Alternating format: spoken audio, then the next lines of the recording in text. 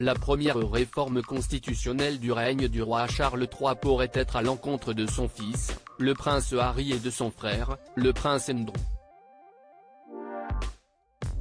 En effet, dans le plus grand secret, les ministres et les hauts fonctionnaires du palais seraient en train de finaliser une réforme qui empêcherait que les ducs de Sussex ou d'York puissent un jour être impliqués dans les affaires de l'État en l'absence du roi.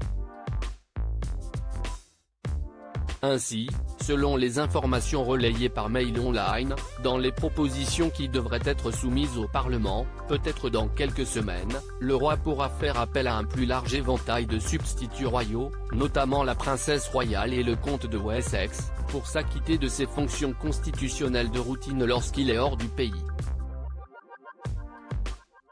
Toujours selon le tabloïd, ces propositions étaient déjà à l'étude lorsque la reine Elisabeth II était encore en vie.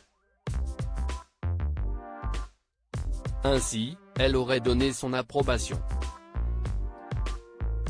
Selon le parlementaire du chef des Lords, Lord True, la réforme pourrait être imminente. Actuellement, lorsque le roi est absent du trône, les affaires d'État sont dans la plupart du temps menées par 2 conseillers d'État. Les lois de régence de 1937 et 1953 stipulent qu'ils sont nommés parmi les 4 adultes les plus âgés dans la ligne de succession, plus l'épouse ou le mari du monarque.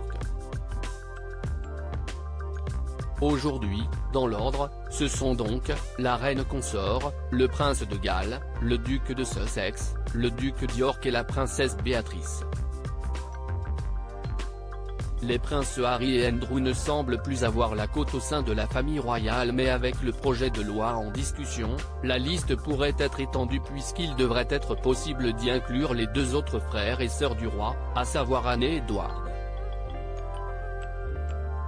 Si cette réforme fait partie des premières mesures prises par Charles III, si est-il parce qu'il se prête à partir, avec son épouse, à l'étranger.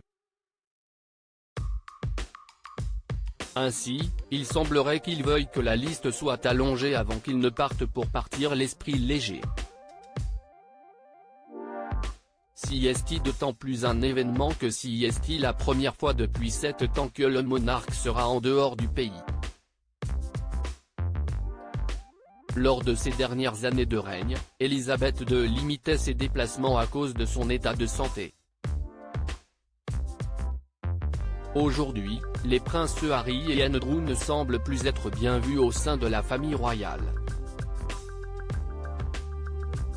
La raison, le départ du Royaume-Uni et le fait de s'être retiré de ses fonctions royales pour le premier et ses problèmes avec la justice pour le second. Ainsi, en cas de problème majeur dans le pays, il serait sans doute malvenu que ce soit l'un de ces 2 hommes qui puisse être aux commandes du gouvernement. Si est-il la raison pour laquelle une réforme serait en discussion? Bien entendu, le prince de Galles aurait toujours plus de poids que son petit frère.